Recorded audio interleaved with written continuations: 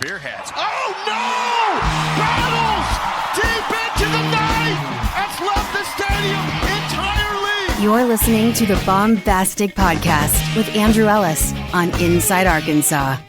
What's going on, everybody, and welcome back to the Baumbastic Podcast, presented by Inside Arkansas and hosted by Andrew Ellis. On today's show, we've got a very special guest, college baseball expert, Noah Darling, which, that's not just something you can throw on a graphic. You gotta earn that title, and I feel like our guest here today has done that. You may remember him for picking Arkansas to win the national title last year, which I would say didn't age bad. Obviously they didn't win it, but it's like that was very clearly a respectable choice. Your head was in the right place, and he got to go up close and personal look at Arkansas and Darlington, if you will, this past weekend, and all around just a great guest on the pod, two-time recurring guest now. So always good to hear his thoughts. Noah, man, how are we doing after a fun weekend in Arlington? Yeah, it's good to be back in the full swing of college baseball. It's so fun to talk about it, leading up for however long you wish to start the offseason, whether your football team sucks or your basketball team doesn't look great. Whenever you choose to start baseball season, it's nice to actually play the games. And it's great to go out to Baum South in Arlington and not just be exposed to college baseball, but also be reminded that this is the people's sport. And in Arlington, we saw, 22,300 and something fans, mostly wearing red on that Saturday night game in Arlington. I got a little heat before the game because I labeled it as I want to get the wording right, relatively mixed crowd or something along those lines. And I think some Arkansas fans don't understand what relatively means. I didn't mean it was going to be 50-50, but it was, I would say, at least 80-20, and it was a great crowd. Great way to start the season. Well, I got to be honest. I wasn't going to – I kind of forgot about it until you just said that.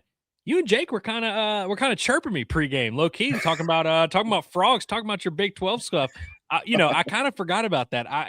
Obviously all in good fun. But, no, I do think that's funny that, Arkansas fans got after you because they obviously dominate down there, and they take it very personally. They also take anything they can frame as disrespect. They take it very personally. But and of course, shout out to TCU, by the way, who got the job done in that game.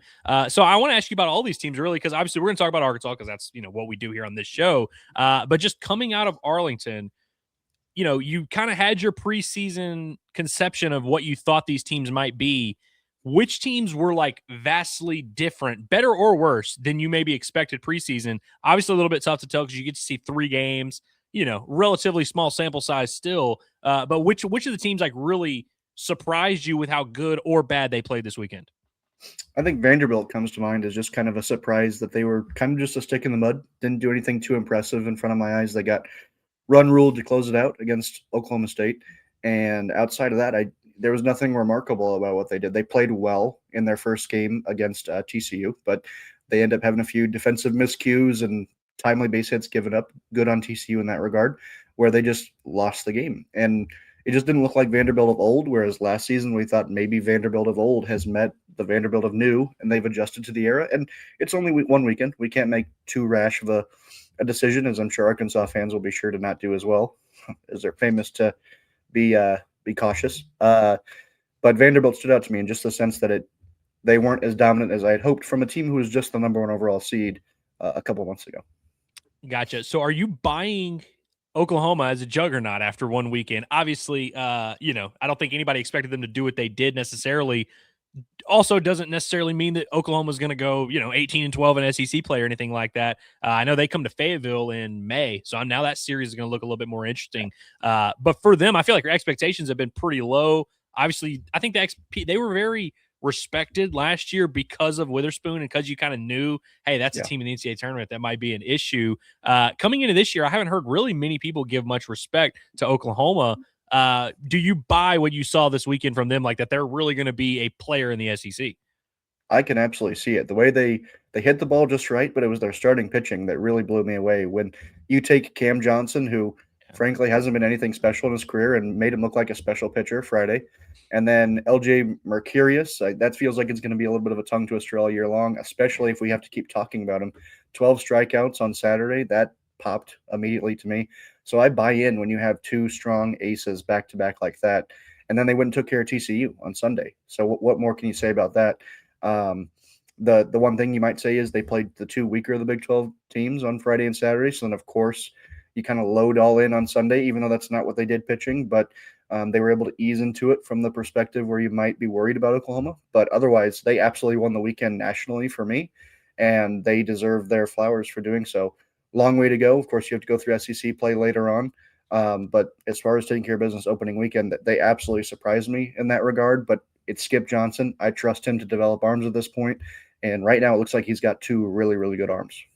Yeah, you know, a lot of people, if you look at Arkansas's SEC schedule, people are stunned because there's no Tennessee, there's no LSU, there's not a ton of super daunting road atmospheres. They don't have to go to Duty Noble, even to Swayze Field or anything like that. And so a lot of people are kind of looking at Arkansas's. Actually, they might have to go to Ole Miss. No, Ole Miss comes here. Anyways, but a lot of people looked at Arkansas's schedule and they were like, you know, it's kind of easy. You know, this is really not that crazy of a schedule. Oklahoma being one of those teams that is going to come to Baumbastic Stadium. And so, you know, am I now looking at it being like, oh, crap, don't want to face OU in Baum? Like, I still feel Arkansas will be okay, but that's a series that maybe is going to have a little bit more luster around it. But as it pertains to this Arkansas Razorback squad, of course, I think everyone kind of feels the same way about Arkansas's weekend, where it was like, you know, fine. It was like, you know, you go 2-1, you lose a close game to a very good TCU team that I think you and I are both pretty high on. And, you know, it was about what should have happened for the most part. A lot to, like, some to be desired, some to work on, but you see the baseline of what this team can be. You were very high on Arkansas's roster last year, which, by the way, you were on that before most people were. Not that anybody thought Arkansas was going to suck, but that you were like, hey, the pieces kind of line up for this to be maybe the literal best team Arkansas's ever had. And I feel like they proved you and I right in that regard. As you compare it to this year's roster, and you've only got one weekend to see, and you kind of know most of the names, but how far off are you from seeing, you know, the roster that you were very much in love with last year? Do you think this Arkansas team, there's any type of comparison to be made, or do you think it's just completely different top to bottom? Well, but before I answer your question, I'm going to go circle back and address that schedule piece, because I don't buy into that as much. I know it's very easy to say easy schedule, but it's also easy to say that if you've never watched baseball before and you believe that no team who underperformed last year or did what they did last year can improve. If you believe that, I don't know why you watch college sports. Now, of course, it's not the most difficult schedule in the world, but I don't want to draw any conclusions about the strength of a schedule and say, oh, well, Arkansas has a free path to win the SEC. I'm not willing to make that conclusion. And part of that is because I'm not as sold on this roster as I was last year. And that's almost more to say about last year's roster, because they dominated the transfer portal. They had so much returning talent and so many guys that you knew you could count on. I really like the prospect that TJ Pompey is, but I don't know if he's going to be able to get rid of that swing and miss in his bat, tie up a little bit of defensive miscues. He looked okay opening weekend, which I think is kind of the trend for most of the team here. But Ryder Helfrich might win the Golden Spikes with just the way he hit the ball. It wasn't just home run. It was crushing the ball at a major league ballpark. And every time he came to the plate, people got off their phones, people, you know, not in the press box, but down below, people watch. And that says a lot to me. Cam Kojal's back. I think he goes by Camden now. I prefer Cam myself, if you're listening. Mike Anu is somebody that really intrigues me. He just always has that look in his eye at the plate. I didn't know that coming in, but it immediately drew my attention when they would show him on the board as he's taking his practice cuts. It looks like he's going to hit a home run just mentally. I don't know if that means anything. It's certainly not an advanced stat, but I'm really impressed by that. And how about Damian Ruiz? Like, with all due respect, who is Damian Ruiz heading into a week ago? And now we all know who Damian Ruiz is. This guy's hitting 600 to start the year and just 10 ABs, but really productive at bats and doing it at the right time. Hit the walk-off on Sunday. The days all blend together. You got to think about it for a second. But overall, at least offensively, it feels like a somewhat of a working process, or whatever I just tried to say. But you see him against Oklahoma State on Friday, and you think, my God, Oklahoma State hasn't figured it out. And then they kind of tapered off the rest of the weekend, which, as you kind of alluded to, is exactly what you expect out of an Arkansas offense to start the year. I've never seen Arkansas's offense in February and thought, man, polish off the path to Omaha. They've got it secured. That usually comes a little bit later. So I'm not hitting the panic button on that. And I think the pitching staff really supports it. I don't know if you're going to lead me into that a little bit later on. We can get there. But Gabe Yackel feels like a certified ace. And then outside of that, I don't know how many starters are on this team, because it feels like you have 6, but it also feels like you have 2. I'm excited to see how roles come together around Yackel. Yeah, that's a great way to put it, where it is like you kind of look at it and you're like, okay, you got the 3 guys that did start, and then you see Tate McGuire, you see Cole Gibler, and you're like, man, all these guys could be starters. But it's like, then I feel like it can is this Gabe Gackle and not much else? Because I think preseason, there were a lot of people that felt that way. They were like, hey, I can give you Gabe Gackle, but man, I just don't know if I trust these other pieces. And yeah, the offense last year scored 2 runs on Friday against Kansas State in a loss, scored 2 runs in a win against TCU. So it wasn't even like last year's lineup, which was top to bottom as good as any we've ever seen at the University of Arkansas.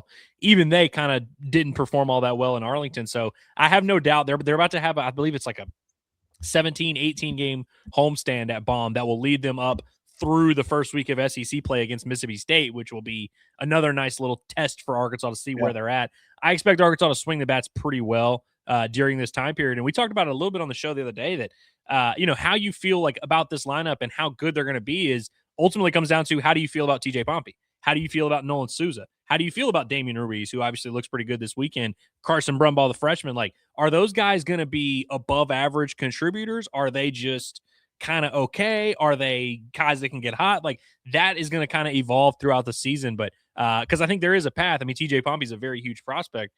There's a path to you kind of looking at it and you're like, man, this lineup's loaded, but we just haven't seen that yet. And I think some fans are going to kind of have, they got to prove it, which is perfect.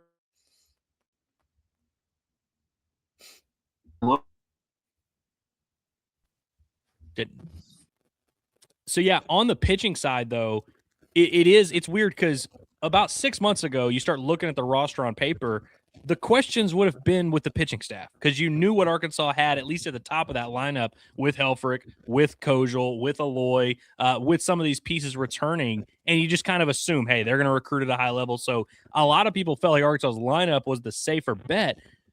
The last couple months, I'm starting to feel like it flipped. And we started hearing that up here where the coaches, because there was a stretch where we couldn't see Arkansas practice for like 3 weeks because it was just snow and ice, everything. And so they were kind of reporting to us and they were like, our bats aren't doing much. Our pitchers are kind of getting the upper hand here, which I think surprised a lot of people, including kind of myself.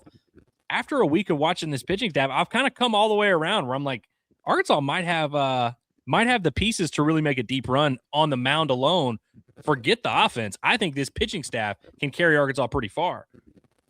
Yeah, I don't necessarily disagree. I'm just curious about what the roles look like as things go on. And you may know a lot more about that than I do, just from the outside. I consider you my Arkansas insider. If I ever have a question, I'm coming to Andrew Ellis. I'll tell you that. But Cole Gibler feels like a starter to me, and he's not. Hunter Dietz, is he a reliever? Is he a starter? He's never started prior to this weekend, but he's also never really played coming into this weekend. Has the intent all along been to weasel him into the rotation a little bit, or was he kind of just thrown to the fire? I'm curious about Ethan McIlvain as well. That's a guy who's played a lot of college baseball. What's his role look like in this rotation? So I would love to teleport down the road into April or May and see what this rotation looks like before I fully buy in on what the Razorbacks are doing here. But I saw shades of both sides here in Arlington. And unfortunately, when you mesh shades of each side together, it kind of comes out as just blah, at least compared to an Arkansas standard. And I think it actually hurts the Razorbacks when you have Arkansas fans who are so good at being baseball fans that they didn't just show up for Arkansas. They were at every other game. And you see other teams just run rule the same teams that Arkansas is playing. We're scoring 11 runs, 12 runs, and we're winning in 7 innings. And then you watch Arkansas kind of grind games out, and it just – you don't get fatigued, but you're like, I wish we could do that over there. And it's so easy to feel that now. But the reality is that Texas Tech, Oklahoma State, probably based on what I saw from Vanderbilt, are at the end of the year going to be saying, I wish I could do what Arkansas is doing right now.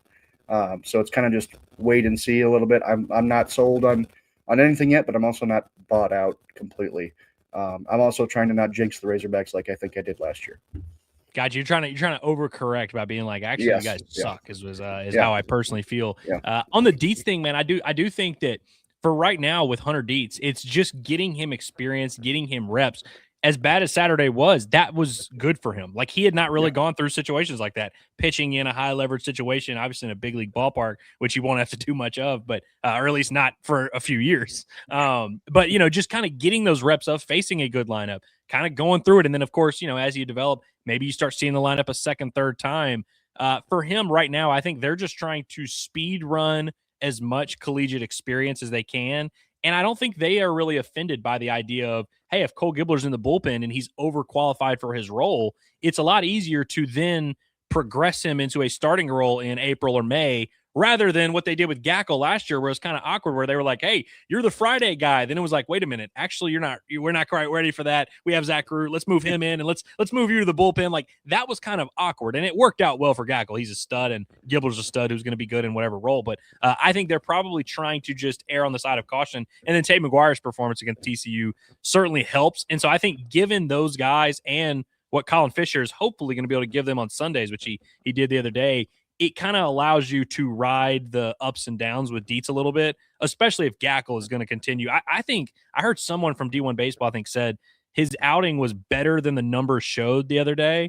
And I think I would agree with that. And it wasn't even like anywhere close to peak Gabe Gackle, because he was like 93 to 95, touched 96 here and there. But like, we've seen him a lot more electric. So I was very encouraged by his outing. Now I want to shift gears just a minute and go to some other SEC teams, because that's ultimately what it is a lot of times when you're a Razorback fan or any fan, you're looking at your squad and you're like, man, we don't have a Sunday guy. How are we going to get through? And then you look around the SEC and there's like 7 TBAs going out on the weekend. And so I'm always curious to see what these other SEC teams are doing outside of Arlington. Which SEC team made the most strong impression from your eyes from where you were sitting over the weekend? Well, it wasn't anything extraordinary, but I went into the year picking Texas to win the national championship, and they have not steered me from that so far.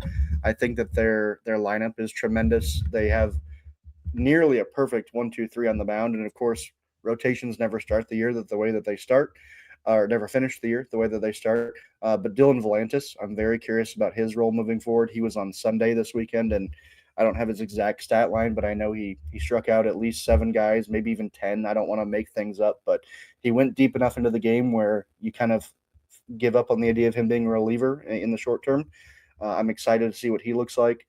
And then you got guys in the lineup like Ethan Mendoza and Aiden Robbins, who just provide so much to that club. And then they brought in Carson Tinney, who might be the second or first best catcher, depending on which fan base you're talking to. Yeah, he's the second best catcher. He's the second best catcher in the SEC, Noah. Come on now. Like I was saying, definitely the second best catcher in the SEC. And then a guy like Josh Livingston, who didn't really break out, the Wichita State transfer. Just so much depth in offensively. And this is, of course, a team who won the league by several games last season, and it feels like they've only gotten better. But, of course, things change in college baseball, and that's why it's such a great sport. So you can't count on a team improving on paper and then also improving in the win column. But it feels good to bet on Texas to take another next step as a program under Jim Schlosstingle. Maybe that's Omaha. Maybe that's making a super regional, because they got bounced in the regional last year. You know, it really does pain me to say this, and Hawk fans are going to be mad at me, but I could not agree more on Texas. I didn't really, preseason, I don't know if I thought they were where I thought they were. They were probably more in that 4 to 8 range of the SEC to me. That rotation alone is going to carry them through. I mean, you've got a lot of experience. Rojas, I think he struggled at Arkansas against Arkansas last year, but I thought he was pretty solid for them for most of the year. And so I was kind of surprised to see him take the Friday role, because I was like, oh, I didn't necessarily view him as that, but he looks like he's going to be, he's in for a good year. Obviously you're getting the kid who was injured last year. What's the Saturday guy? Harrison? Luke Harrison. Luke Harrison. Yeah. You're getting him back. That's huge. That's a lot of experience as well. And Volantis, I mean, he might be the most talented out of all of them, who probably by the time he leaves Texas is going to be the most accomplished out of those guys. He certainly didn't look scared of that Sunday roll the other day. So yeah, I think we can probably put that to bed. Now I want to ask you about a couple other SEC teams, because I'm kind of baffled by this. Mississippi State and Georgia are the two teams that I would say their entire roster is transfer portal. Now, obviously, Mississippi State, you have a first-year coach who's brought over half his roster, and so that kind of not necessarily a true portal guru there. You're kind of bringing there's some familiarity, but it seems like everyone is bought in on Mississippi State, and they look at what Georgia is doing, because they also, by the way, have 30 transfers, and everyone is kind of lower on Georgia. SEC coaches, I think they had them 9th or 10th in the SEC. I saw somebody the other day had a power ranking that had Georgia at 11 or 12. I don't know how you feel. I haven't spoken to you about it, but do you view Mississippi State and Georgia as completely different stratospheres? Because I kind of feel like Wes Johnson's team is getting slept on a little bit. Well, I think you kind of circled the nail on the head a little bit, because I don't know how to identify either one of them, because to me, they both feel like grand experiments. On paper, Mississippi State returns Ace Reese and then brings in a bunch of Virginia players to support it, and that feels like a quality winning bet. But then you remember Virginia didn't reach the NCAA tournament last season, and if you as many people listening to this, I imagine, are SEC fans. If you want to compare the ACC and the SEC, you will probably say that winning in the SEC is harder to do than in the ACC. So you would anticipate every one of those ACC players taking a step back just based on the uptick in talent, if you buy into that methodology. Whereas Ace Reese is a tremendous player and is just hitting under a shade under 600 right now and has a chance to win the Golden Spikes if Mississippi State goes as far as Brian O'Connor has gone before. The question for me with Mississippi State is pitching, and I don't know exactly what their pitching is going to look like around Jack Bauer, who is kind of at this point a Twitter sensation, but he just got a relief outing in last night's midweek contest. You get I can't even try to pronounce it. The Valancius, or however it's pronounced, the Illinois and the Virginia transfer brothers in there, and that's an exciting piece on the mound with Tomas. But the interesting thing about them is they pronounce their last names differently, which is the craziest things for two brothers. You got to look into brothers that pronounce them differently. That's my understanding, and I understand how dumb it sounds. So I think I've heard it multiple times, but I believe they pronounce it differently, which is the craziest thing. But then when you look at Georgia, they've been doing this for 3 seasons now under Wes Johnson, and I think the reason that people pause at the program is because they haven't done much in the postseason to back it up. Whereas Mississippi State, it's always easy to buy into the first-year head coach compared to Wes Johnson, who's now had his run of trying this 3 times, and you've seen great players. Charlie Condon comes to mind as where it works out. But even then, you have the best player in the country and you don't reach Omaha with him. You start to get a little bit of stagnation around the fan base and around how people view your program in terms of potential. So especially when it comes to Georgia, I've kind of labeled them as the grand experiment. For the first year, I think they have the pitching to support a talented offense. You get Matt Scott in there from Stanford, Caden Aoki, Joey Volchko from Stanford, Dylan Vigue from Michigan as well. It feels like they have not only quality, but also quantity of starting pitching to support an offense that's capable of doing really whatever they want to in the SEC, at least on paper. But again, it's all transfers that you're betting on. You don't know how talent is going to transfer from level to level. I'm very intrigued by it. So far, neither team has given me any reason for concern. But again, the way that to label it in my eyes is experiment right now, and it feels like one of them will soar, the other one might stagnate a little bit. Gotcha. Before we move on from the SEC, real quick, just on LSU, do you think this is going to be like the classic national championship hangover season, or do you just think, hey, LSU's a dynasty and they're about to just really run it back? And I mean, because on paper they also have a roster that we just all assume is going to be very good, but it kind of looks the part. And Cooper Moore looks like a stud on their Saturday role. I kind of hate it, but LSU looks like they're going to be right back in the mix, huh? Yeah, I know people have got to be sick of it with just what Jay Johnson does at this point. I think everybody kind of agrees that he's become somebody you just don't want to see in the postseason, because if he reaches Omaha, apparently the guy doesn't lose. So to answer your question, it kind of feels like in between the blue blood status where you just win the College World Series every year as opposed to a rebuilding year.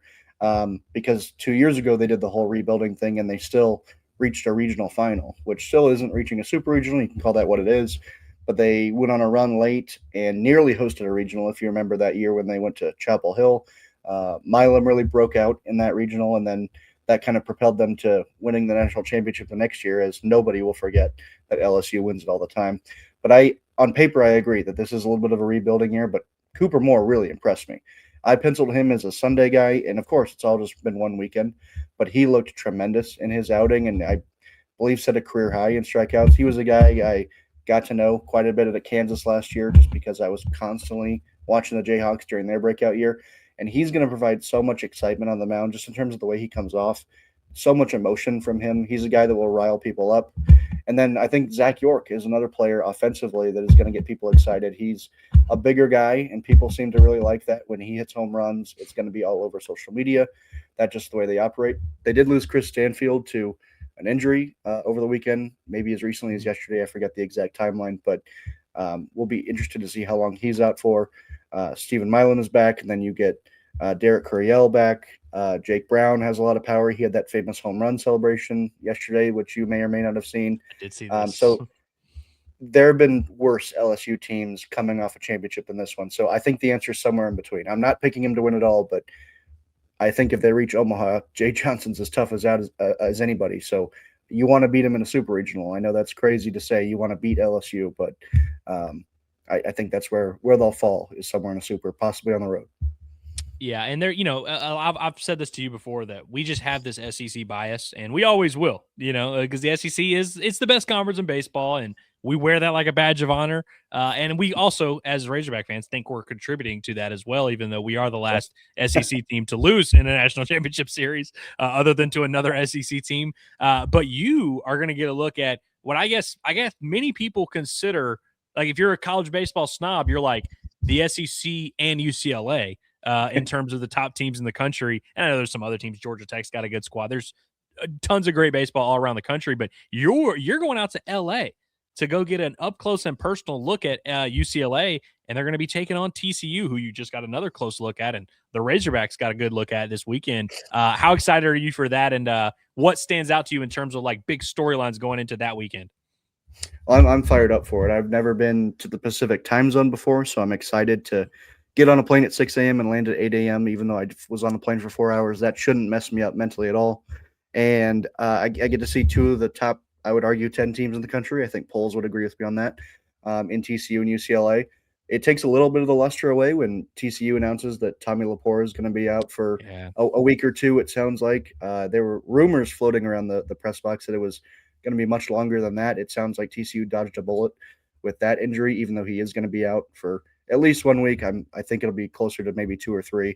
And then there's some rumors about Noah Franco potentially having a minor injury. You think about what he did in relief for TCU. Wow, I did not know that about Franco. That's a rumor at this point, Andrew. That's some inside information. Wow. Yeah, so that takes some luster away, but it's still seeing two top 10 teams. Think about now the pressure that Lucas Franco has to be elite again as a freshman on that TCU lineup. And then on the other end, you get Rock Chalowski, one of the best players in the country, and that talented UCLA sophomore class. And it feels like they have a very deep pitching staff with Barnett. And then, gosh, why are the names escaping me? Well, you get me on this SEC mindset, and all of a sudden UCLA doesn't exist in my head anymore. But a tremendous class, West out there in center field. So many other guys are just right on the tip of my tongue. But UCLA has a talented lineup, talented pitching staff to back it up. They're number one for a reason. They went 2-1 opening weekend, so I bet there's some SEC fans out there waiting to poke holes in them. TCU will attempt to do that. But again, they're a little bit banged up right now, so I'm also excited to see what TCU has left in the tank. They're only down 1, maybe 2 guys, but teams usually tell you a lot when they're down 1 or 2 guys. How much does that mean to the program? And then I've never been to California before. I'm excited to see what that's like. I've had In-N-Out before. I've never been impressed. Maybe it tastes a little bit better where you're supposed to eat it at. I don't know. Maybe you're the expert on that. You tell me, Andrew. But I'm a Brahms guy. I'm a Brahms guy, Andrew, and nothing can beat Brahms. Listen, we definitely respect Brahms in Northwest Arkansas. I've always casually enjoyed In-N-Out because I only get it when I go. Honestly, I didn't have it this past weekend, but usually in Dallas or Arlington, that's when I have In-N-Out, and then anything west of that, of course. But well, that's very interesting. That obviously I'd heard about Laporte and like that. That's a bummer. I hope everything goes well for him and he's able to get back on the mound and pitch, because definitely one of the best arms in college baseball. But Hog fans can wear it as a badge of honor that TCU, they took TCU to the brink, and TCU had to not only you maybe lose your closer and your DH first baseman, you also their Friday night guy. I'm going to count that up to the stress and fatigue of facing Arkansas is probably what caught up to the Horned Frogs there. But Noah, man, this was awesome.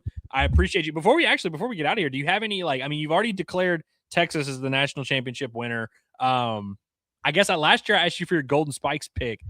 Do you have an official one, or anybody that you need to prop up here? Sure. I've been saying Drew Burress kind of all off season. I think you said him last year. I'm being honest. I might have. I'm in this fantasy league with a whole bunch of other guys, Noah Beanick, Ben Upton, guys like that. And I've drafted Drew Burress back-to-back years. So it's no surprise that I'm kind of on that drum. And everybody knows who Drew Burress is. That's not a secret. Great player. The question will be, how far does Georgia Tech go? They're a team that has some question marks on the mound themselves, but they've scored, not hyperbole, 1 million runs over their first 4 games. And Drew Burress has been a part of that. So I'm excited for that. I've got to give a shout out to my boy Brady Ballinger at Kansas. It's great to see the love he's getting. He's playing first base and outfield. I know Arkansas fans didn't get to see him in person because North Dakota State had other plans last postseason. But if the Jayhawks find their way back to Fayetteville this year, maybe he'll make some noise. And I know you guys don't really like when the colors red and blue mix to make purple sometimes in June, but I wouldn't mind it. Yeah, I love it. I love it. Well, Noah, seriously, man, appreciate you for doing this. Is it weird for me to say that our friendship formed because you picked Arkansas to win the national championship? No, I think it's fair to say that you can be bought. Yeah, well, let me clarify. It's not just like, oh, he picked him. Let me be his best friend. It was more just you picked him, and then I was like, oh, okay. Here's a guy that's picking that's a believer in Arkansas. Then you come on the show. Now I've been seeing you around. It all started a chain of events. Of course, But I do look forward to seeing you in Omaha again, which is a cool thing. Like, obviously, I hope Arkansas. That's my way of saying I hope Arkansas makes it to Omaha. But also, it's cool that I'm able to say that, and it's like a real thing. Like, I'll probably see you in June, and we'll just chop it up like we do at these big events, man. Of course, hoping to make it to Fayetteville this postseason as well. I love a regional at Baumwalker. There's nothing better in this sport. Well, hopefully you can bring some bad juju for another Big 12 team, because I appreciated Kansas just not even being a factor last year. I'm tired of facing Big 12 teams at Baum and regionals. But for real, Noah, appreciate you for doing this, and also go follow Noah on Twitter. I don't have his @name, but you can find it if you type in Noah Darling. We'll probably post something about this. I'll tag him. If you love college baseball and you want to see college baseball as a sport grow and succeed, you should want guys like Noah and his crew over there at College Baseball Central to succeed as well. And did you want to share your @name real quick? It's @NoahDarling _, but I'll do you one better, Andrew. There's no place better to follow the Hogs than Andrew Ellis right here. Oh. You already know that because you just watched 31 minutes of him talking to an absolute buffoon. Continue to watch him. Subscribe if you're watching. Andrew does great work, and it's always great to see you, Andrew, in Arlington. Looking forward to seeing you in Omaha this year, but I actually think you guys are going to miss the tournament altogether because I'm such a jinx. So, oh wow. Well, you had me up until that last little minute. We were there. We were having I'm trying to get like you off for a second. We were, but anyways, Noah, for real, you're the man. Appreciate you. And we'll actually be back. This episode's coming out on a Thursday. We'll be back later today with a preview of the weekend of Arkansas Xavier. So make sure you're tapped in. Appreciate you guys for tuning in. Woo Pig, as always.